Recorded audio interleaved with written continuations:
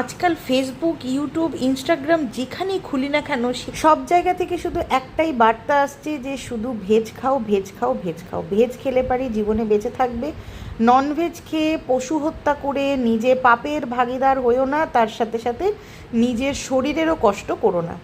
কথাটা শুনতে খারাপ লাগলেও কিন্তু কথাটা বাস্তব। সমাজে যে মানুষ নামে যে প্রজাতিগুলো রয়েছে তাদের মধ্যে কিছু লোক আছে এখন ভেজ খাওয়া ধরে নিয়েছে, ননভেজ ছুঁয়েও দেখে না। আর কিছু সো কল লোক আছে যারা যারা নিজেদের জিভ কন্ট্রোল করতে না পেরে ওই মাছ মাংস খেয়েই ফেলছে ডেলিকা ডেলি। আর যারা সত্যি সত্যি মাছ মাংস খাচ্ছে না তাদের পেছনে কাঠি দিয়ে বেড়াচ্ছে। থুরি, ভুল বললাম, কাঠি শুধু দিচ্ছে না, বেকার বেকার কৃষ্ণকে ডেকে এনে নিজের পাপের ভাগিদার করছে। কীরকম? ননভেজ খেলে কি কৃষ্ণ তোমার কাছে আসবে না? ভেজ খেলে কি কৃষ্ণ তোমার রাত্রেবেলাতে এসে স্বপ্নে দেখা দেবে?